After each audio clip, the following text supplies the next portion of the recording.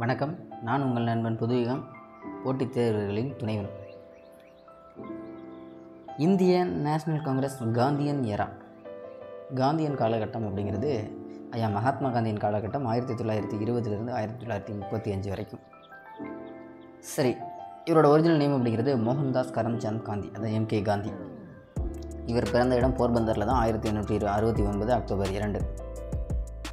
சரி, இவர் சின்ன வயசுலேருந்தே படிப்பு மேலே ஆர்வம், படிச்சுட்டு தான் இருந்தார்.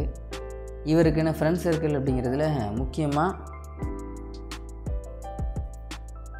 ஒரு சில ஃப்ரெண்ட்ஸ் சர்க்கிள் இருந்ததுமே எப்படி இருந்தது அப்படின்னா, இவருக்கு தேவையில்லாத அத்தனை வழக்கங்களையும் கற்றுக் கொடுக்கக்கூடிய ஃப்ரெண்ட்ஷிப்பாக தான் இருந்தது. எல்லாம் கற்றுக் கொடுத்ததுக்கப்புறம் தான் இங்கேருந்து அவர் படிக்கணும்னு முடிவு பண்ணுறாரு. அப்புறம் பேரிஸ்டர், அதாவது லாயருக்கான வேலை படித்து முடிக்கிறாரு. படித்து முடித்ததுக்கப்புறம் தான் இந்தியாவில் அவருக்கு எந்த விதமான வேலை வாய்ப்பும் இல்லை. அப்போது அந்த டைமில் தான் ஒரு கேஸ் அவருக்கு வருது. அந்த கேஸில் ஒரு லாயருக்கு உதவிகரமாக இருக்கிறதுக்காகத்தான் ஒரு ஆள் தேவைப்படுது, அதுவும் தெரிஞ்ச ஒரு ஆள். அப்போ அந்த வாய்ப்பு மகாத்மா காந்திக்கு கிடைக்கிது. அவர் இங்கேருந்து அப்புறம் சவுத் ஆஃப்ரிக்கா போகிறார். போயிட்டு திரும்ப இந்தியாவுக்கு வந்தது தான் 1915 ஜனவரி 9.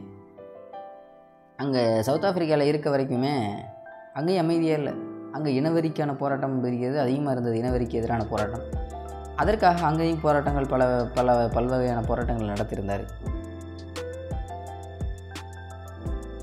இப்போது தென்னாப்பிரிக்காவில் இருக்கும்போதே இங்கே இந்தியாவில் இருக்கக்கூடிய அத்தனை லீடர்ஸோடையும் கொஞ்சம் கொஞ்சமாக கான்டாக்ட் வச்சுருந்தார். அதில் முக்கியமான ஒருத்தர் தான் கோபாலகிருஷ்ண கோகலே. அவரோட ரொம்ப க்ளோஸ் கான்டாக்ட் இருந்ததுனால தான் அவரோட அரசியல் எண்ணங்கள்லாம் பிடிச்சி போனதுனால வந்ததுமே நம்ம கோபாலகிருஷ்ண கோகலேவை தன்னோட அரசியல் குருவாக ஏற்றுக்கிட்டார் ஐயா மகாத்மா காந்தியடிகள். இவர் இந்தியாவுக்கு வர்றதுக்கு முக்கியமான காரணம் யார் அப்படின்னா, இங்கேருந்து கோபாலகிருஷ்ண கோகலே நடக்கிற விஷயங்கள் எல்லாம் சிஎஃப் ஆண்ட்ரியூஸ் அப்படிங்கிற ஒரு மூலமாக சொல்லி அனுப்பிட்டே இருக்கார். அப்போது சிஎஃப் ஆண்ட்ரியூஸ் அங்கே போய் காந்திக்கிட்ட நடந்த விஷயங்கள்லாம் சொல்கிறாரு.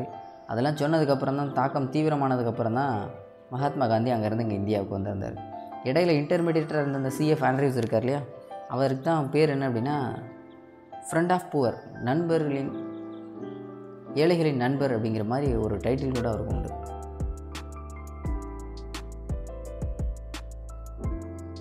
CF Andrews. சரி, இங்கே இந்தியாவுக்கு வந்துட்டார் 1915 ஜனவரி 9 வந்ததுமே ஒரு ஆசிரமத்தை தொடங்கணும்னு முடிவு பண்ணார். அதுக்கு முன்னாடி வந்ததுமே முதல்ல அவர் நேரம் எங்கே போனது அப்படின்னா, கோபாலகிருஷ்ண கோகலே தொடங்கப்பட்ட சர்வன்ஸ் ஆஃப் இந்தியன் சொசைட்டி, அதில் தான் மெம்பர் ஆனார். அதற்கப்புறம் தான் மே 25 கிட்ட 1915 ஒரு ஆசிரமத்தை தொடங்கணும்னு முடிவு பண்ணியிருந்தார். அந்த ஆசிரமம் அப்படிங்கிறது முதல்ல அகமதாபாத்தில் தொடங்கியிருந்தார். அதற்கப்புறம் தான் 1917 காலகட்டத்தில் அது சபர்மதி ரிவர் பக்கம் சபர்மதி ஆசிரமம் அப்படின்னு சொல்லி அங்கே இடம் மாறினது. இதெல்லாம் 1915. எப்போதுமே தன்னுடைய போராட்டம் அப்படிங்கிறது சத்தியாகிரகம் இருக்கு இல்லையா, அதில் மட்டும்தான் தீவிர கவனம் செலுத்தின அவர். மற்ற எந்த விதமான பேரியக்கங்கள்கிட்டையும் எந்த விதமான கவனமும் செலுத்தாத ஒரு ஆள் நம்ம மகாத்மா காந்தியடிகள். இப்போ தென்னாப்பிரிக்காவில் இருக்கும்போதே அந்த நாட்டுக்கு எதிராக போராடணும். அப்போ போராடுறதுக்கு என்ன முறை இருக்குதுன்னு பார்க்கும்போது அவருக்கு சத்தியாகிரகா அப்படிங்கிறது என்ன, அடிப்படையில் சத்திய மற்றும் அஹிம்சை, அதாவது உண்மை மற்றும் non violence, truth and non violence, அது அங்கே ட்ரையல் பண்ணி பார்க்குறாரு. அதெல்லாம் பயங்கர சக்ஸஸாக இருக்குது அவருக்கு. அப்போது போராட்டம் அப்படிங்கிறது இந்த வழியில் இருந்தால் யாருக்கும் எந்த விதமான தீங்கும் ஏற்பட போகிறதில்ல, நம்மளுடைய போராட்டமும் வெற்றி அடையும் அப்படிங்கிற நோக்கத்தில் இது அங்கேயே ட்ரையல் பார்த்துட்டார் சவுத் ஆஃப்ரிக்காலே. ஒரு சத்தியாகிரகி அப்படிங்கிறோம் தன்னோட மனசில் அமைதியை நிலைநிறுத்தணும். அதே சமயத்தில் நம்ம யாரை எதிர்த்து நிற்கிறோமோ அந்த ஆளை பற்றி எந்த விதமும் ஒருபோதும் மனசில் வெறுப்பு ஏற்படவே கூடாது. அப்போது கிட்டத்தட்ட இதுவும் நம்ம ஐயா வள்ளலாரோட கான்செப்ட் மாதிரி தான், வாடிய வயிறை கண்ட போதெல்லாம் வாடினேன் அப்படின்னாரு. அந்த மாதிரி யாரையும் வெறுக்கக்கூடாது அப்படிங்கிற அளவுக்கு இருந்திருக்காரு ஐயா மகாத்மா காந்தியடிகள். இதுக்கெல்லாம் அவரோட டால்ஸ்டாய் அந்த மாதிரி டால்ஸ்டாயோட புக்கு தான் இவருக்கு அதுக்கும் காரணம் கூட சொல்கிறது உண்டு. சரி, இப்போது அஹிம்சையும் உண்மையும் தைரியமானவர்கள் மற்றும் அச்சமற்றவர்களின் ஆயுதங்களாக விளங்கும் அப்படின்னு சொன்னவர் யாருன்னு கூட கொஸ்டின் கேட்கலாம். அஹிம்சையும் ட்ரூத் அண்ட் நான் வயலன்ஸ்னு வந்துட்டாலே அது ஐயா மகாத்மா காந்தி தான். அது கோழைகளோட ஆயுதங்கள்லாம் கிடையாது. அதே மாதிரி நம்பிக்கைக்கும் செயல்பாட்டுக்கும் எண்ணப்போக்குக்கும் பழக்கத்துக்கும் there is no difference between percept and practice, faith and action அப்படின்னு சொல்லி, ஏன்னா எண்ணத்தில் இருக்கிறது தானே செயல்பாடுக்கு வரப்போகுது, அதனால் எண்ணத்துக்கும் செயல்பாடுக்கும் பெரிய அளவில் வித்தியாசம் இல்லை அப்படின்னு சொல்லி, வேறுபாடு இல்லை அப்படின்னு சொல்லி ஐயா மகாத்மா காந்தியடிகள் சொல்லியிருக்காரு. சரி, இவரோட காலகட்டம் இந்தியாவில் வந்ததுக்கப்புறம் இப்படி போயிட்டு இருக்கும்போது அவருக்குன்னு ஒரு தன்னால் அதை தேடி வந்தது தான் சம்பரான் சத்தியாகிரகா அல்லது சம்பரான் மூமெண்ட் அப்படிங்கிறது. இது 1917 நடந்தது. இது ஒரு விவசாயிகளுக்கான ப்ரொட்டஸ்ட்டு. இதுக்கு காந்திக்கு இன்விடேஷன் வருது, ஐயா நீங்களும் வந்து இந்த போராட்டத்தில் எங்களுக்காக கலந்துக்கிட்டு எங்களுக்கு நீதி வாங்கி தரணும் அப்படின்னு சொல்லி. அவரை இன்வைட் பண்ணுறது யார் அப்படின்னா ராஜ்குமார் சுக்லா.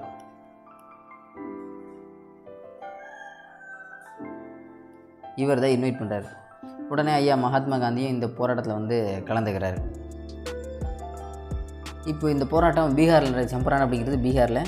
அங்கே இருந்த இண்டிகோ ஃபார்மர்ஸ் அவங்க தான் இந்த போராட்டத்தில் ஈடுபடுறாங்க. எதனால் இந்த போராட்டம் நடக்குது அப்படின்னா, 20ல் 3 பங்கு நிலத்தில் கண்டிப்பாக இண்டிகோ தான் பிளான்டேஷன் பண்ணணும் அப்படின்னு சொல்லி பிரிட்டிஷ் நம்ம மக்கள் நிறையா கஷ்டப்படுத்துகிறாங்க.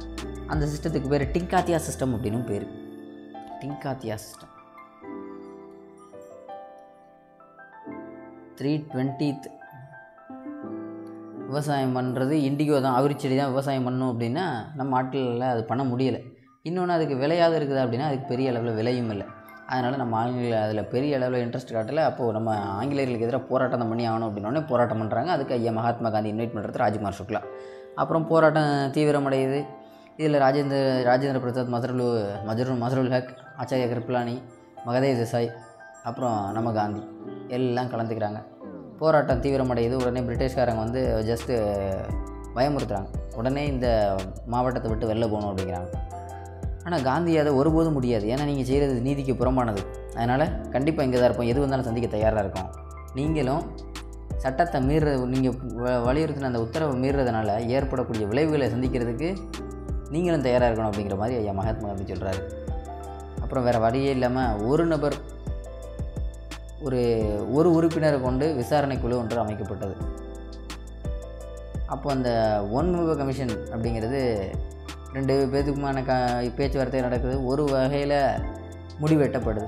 சரி, அவங்க சொல்கிறது கரெக்டு தான், அவங்களுக்கான தேவையானதை செய்வோம் அப்படின்னு சொல்லி யூரோப்பியன் மெர்ச்சன்ட்ஸ்லாம் முடிவு பண்ணுறாங்க. அப்போ இந்த போராட்டம் அப்படிங்கிறது ஒரு வழியாக சக்ஸஸ் ஆகுது.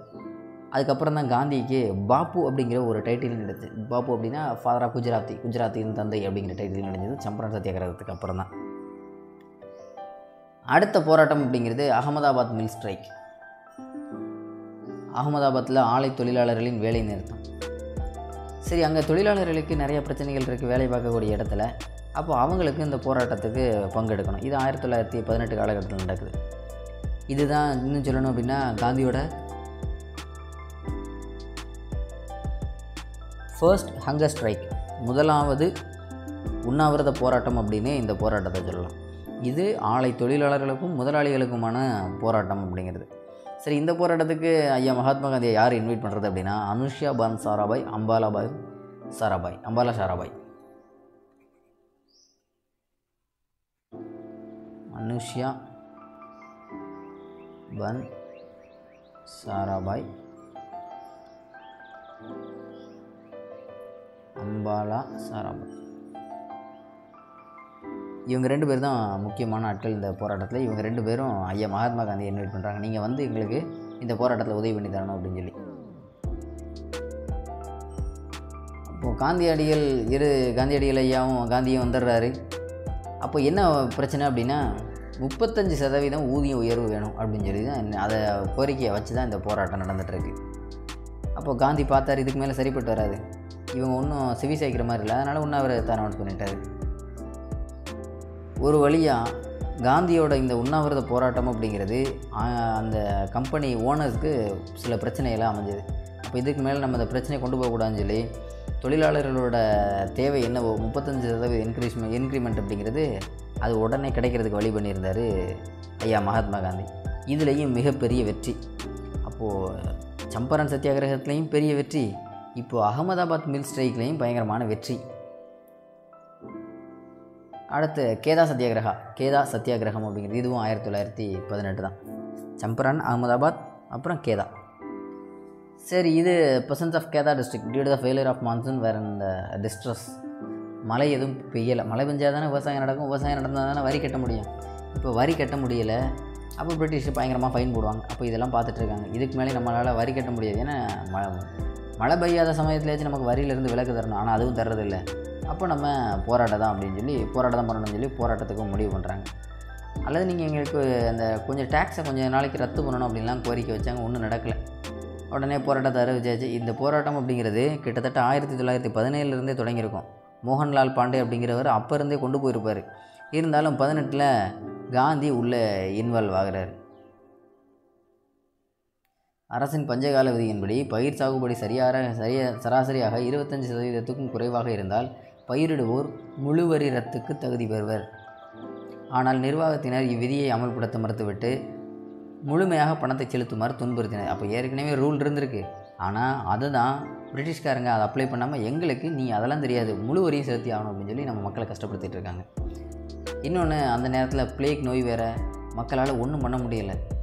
இப்போ காந்தி எங்கே இருக்கிறார் அப்படின்னா, நம்ம சர்வன்ஸ் ஆஃப் இந்தியன் சொசைட்டி, நம்ம கோபாலகிருஷ்ண கோகலே தொடங்கியிருந்த அந்த சர்வன்ஸ் ஆஃப் இந்தியன் சொசைட்டி அது எப்போ தொடங்கினது அப்படின்னா 12 ஜூன் 1905 1905 ஜூன் 12 தொடங்கப்பட்டது. அந்த அமைப்பில் இருக்கிறார். அப்போது கிட்டத்தட்ட காந்தி வந்துடுறாரு. அப்புறம் வல்லபாய் பட்டேல், வித்தல்பாய் பட்டேல் எல்லோரும் உள்ளே வந்துடுறாங்க. சாகும் வரை போராட்டத்தை நடத்தும் அப்படின்னு சொல்லி முடிவுக்கு வந்துடுறாங்க. அப்புறம் இன்னும் இதில் யாரெல்லாம் வந்தா அப்படின்னா, நம்ம வல்லபாய் பட்டேல், இந்துலால் யாக்னிக், வித்தல்பாய் பட்டேல் எல்லாரும் ஒன்றா இருக்காங்க நம்ம ஐயா மகாத்மா காந்தியோட. நம்ம பிரிட்டிஷ் கவர்மெண்ட்டும் எவ்வளவோ அடக்குமுறைகள்லாம் கையாண்டது. ஒரு வழியாக யார்கிட்டலாம் எந்த விவசாயியால் பணம் செலுத்த முடியுமோ அவங்ககிட்ட மட்டுமே நம்ம டேக்ஸை கலெக்ட் பண்ணால் போதும், வேறு யார்கிட்டையும் டேக்ஸ் கலெக்ட் பண்ண வேண்டாம் அப்படின்னு சொல்லி ஒரு முடிவுக்கு வந்திருந்தாங்க. அதற்கப்புறம் தான் ஐயா மகாத்மா காந்தி இந்த போராட்டத்தையே கைவிட்டார். அந்த அளவுக்கு தீவிரமான போராட்டம் நடந்தது.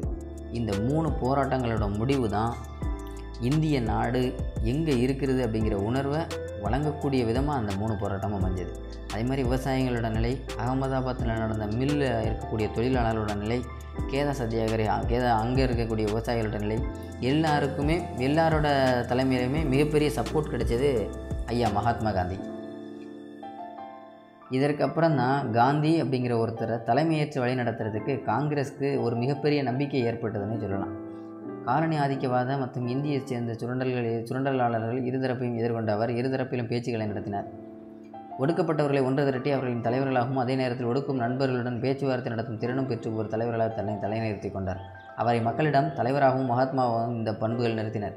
இந்த 3 போராட்டத்துக்கு அப்புறம் தான் மகாத்மா காந்தினா யாருங்கிறதே மக்களுக்கு தெரிய ஆரம்பிச்சது. அப்போ இந்த 3 போராட்டங்களுக்கு அப்புறம் தான் நம்ம வல்லபாய் பட்டேல்லாம் இருக்காரு, அவர்லாம் நம்ம மகாத்மா காந்தியோட தீவிர ஃபாலோவர் ஆனதுமே இந்த போராட்டங்களுக்கெல்லாம் அப்புறம் தான். இந்த servants of Indian society 1905 June 12 தொடங்கப்பட்டதுன்னு சொல்லியிருந்தோம் இல்லையா, புனே மகாராஷ்டிராவில். இதுதான் முதல் தொடங்கப்பட்ட செக்யூலர் சொசைட்டினே சொல்லலாம், மதசார்பற்ற ஒரு அமைப்பு அப்படிங்கிறது. இதில் ரூரல் கிராமத்தில் உள்ளவங்க இருப்பாங்க, ட்ரைபல்ஸ் இருப்பாங்க, பழங்குடியினர், டிப்ரெஸ்டு கிளாஸ், தாழ்த்தப்பட்ட இன மக்கள் இருப்பாங்க, எல்லாரும் இருக்கக்கூடிய ஒரு அமைப்பாக இருந்தது. ஆனால் என்ன, இதில் உடனே அதில் மெம்பர்ஷிப் கிடையாது. கிட்டத்தட்ட ஒரு 5 வருஷம் பயங்கரமான கஷ்டப்படணும், கம்மியான சேலரியில் நிறையா வேலைகள்லாம் பார்க்கணும். அதுக்கப்புறம் தான் அவங்களுக்கு மெம்பர்ஷிப்பே கிடைக்கும். அந்த அளவுக்கு ஒரு முக்கியமான அமைப்பாக இருந்தது அந்த சர்வன்ஸ் ஆஃப் இந்தியன் சொசைட்டி அப்படிங்கிறது. அப்புறம் கடைசியில் இதில் தான் நம்ம ஐயா மகாத்மா காந்தியும் இணைஞ்சிருந்தார். அவருக்கு இந்த மாதிரி 5 வருஷம் ட்ரைனிங் கிடையாது. ஏன்னா அவர் ஏற்கனவே சத்தியாகிரக ப்ரொட்டஸ்டெல்லாம் சவுத் ஆஃப்ரிக்காவில் பண்ணிட்டு வந்தார் இல்லையா, அதனால் அவருக்கு மட்டும் இதிலேருந்து விலக்கு இருந்தது. பாக்கி யார் உள்ளே ஜாயின் பண்ணனாலும் சரி இந்த கஷ்டங்களெல்லாம் பட்டு தான் ஆகணும் 5 வருஷம். அதுக்கப்புறம் தான் அவங்களுக்கு இந்திய பணியாளர் சங்கத்தில் அல்லது சர்வன்ஸ் ஆஃப் இந்தியன் சொசைட்டியில் வாய்ப்பு கிடைக்கும். நெக்ஸ்ட் வீடியோவில் ரிமைனிங் பார்க்கலாம். எல்லாருமே மறக்காமல் டெலகிராம் சேனலில் ரெகுலர் அப்டேட்டை ஃபாலோ பண்ணிகிட்டே வாங்க. முக்கியமான கரண்ட் அஃபேர்ஸ்லாம் அந்த டெலகிராம் சேனலில் தான் அப்லோட் பண்ணிகிட்டு இருக்கோம். சரிங்களா? Okay, thank you.